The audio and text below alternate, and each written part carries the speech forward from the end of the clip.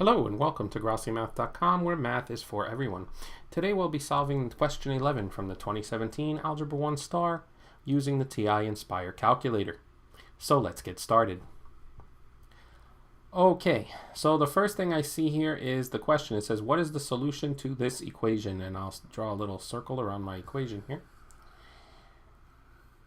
Okay. Now, when I have an equation like this and they want the solution, I can see that there are some number answers here, which is nice. I can use a calculator strategy called GRT. Let me write that a little smaller. GRT.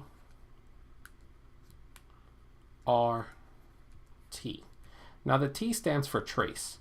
And the reason we want to use the word trace is because we want to get the solution, a number value, okay, from our calculator. So if we're going to put numbers in or take numbers out, we usually take GRT.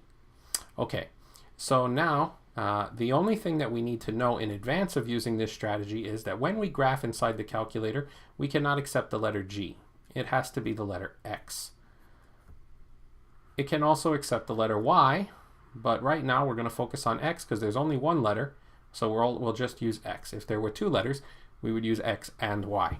Okay, so now we're going to go to the calculator and we're going to choose graph, which is the G of GRT. So when we choose graph, that was option number 2.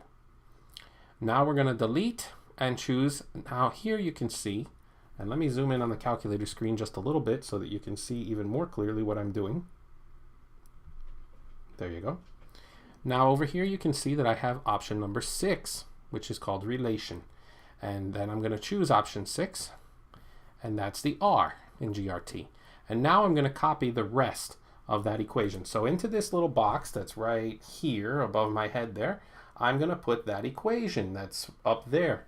Okay, and so what am I going to copy? The exact equation, 4x plus parentheses x plus 4 parentheses equals -2 parentheses -3 x plus 3 close the parentheses and press enter. And now I can see that on my zoom screen I can't see it, but on the top screen up there you can kind of see the line just a little bit. Well, that's okay. Even if you can't see the line, the trace will take care of that for us. It goes automatically to the graph. So we're going to press menu 5, that's trace. And trace, you always choose 1. So menu 51. And there you go. That's the T of GRT. So for trace, what did we press? We pressed menu 51. Okay. And now, right here is my answer.